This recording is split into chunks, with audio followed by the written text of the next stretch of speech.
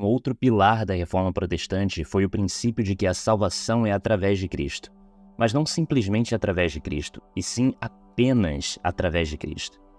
Esse conceito é totalmente diferente do que a Igreja Católica acreditava naquele tempo sobre salvação. A doutrina católica sobre a salvação atribuía à Igreja, aos santos e aos líderes religiosos um papel importante na mediação entre Deus e os fiéis. A ideia era de que Cristo era importante para a salvação, mas não era o único, e que era necessário recorrer a algumas pessoas para intercederem por nós junto a Deus, como Maria, os santos e o Papa como supremo mediador. Somente Cristo significa que Jesus é um único mediador entre Deus e os homens, e que a sua obra na cruz é suficiente para a salvação. Não precisamos de intermediários humanos ou da intercessão de santos para nos achegarmos a Deus. Como está escrito, há um só Deus e um só mediador entre Deus e os homens, o homem Cristo Jesus. 1 Timóteo 2,5. A Reforma ensinou que a salvação vem exclusivamente por meio da vida perfeita e obediência de Cristo, que cumpriu todos os mandamentos de Deus em nosso lugar. Ele viveu de forma impecável, algo que nenhum ser humano jamais poderia fazer. E no final sofreu a punição pelos nossos pecados, tomando sobre si a nossa injustiça. E antes de entregar o Espírito na cruz, ele diz: está consumado.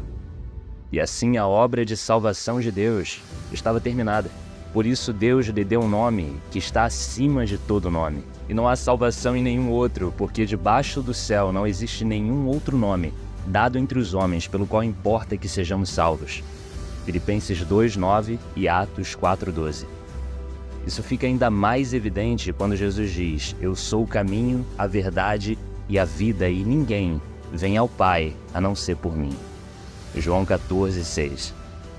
Ele não diz que é um dos caminhos, mas o único. Isso quer dizer que do início ao fim a nossa salvação depende exclusivamente de Cristo, e não de líderes da igreja, dos santos ou de qualquer intermediário humano. Ele é o centro de toda a história da redenção, pois Deus o fez pecado por nós, para que nele fôssemos feitos justiça de Deus. 2 Coríntios 5,21. Lembremos de novo do ladrão na cruz, sendo salvo por confiar somente em Cristo e na misericórdia dele.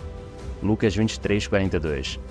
Portanto, solos Cristos reafirma que a salvação é apenas por meio de Cristo. Um único mediador, um único salvador, um único caminho.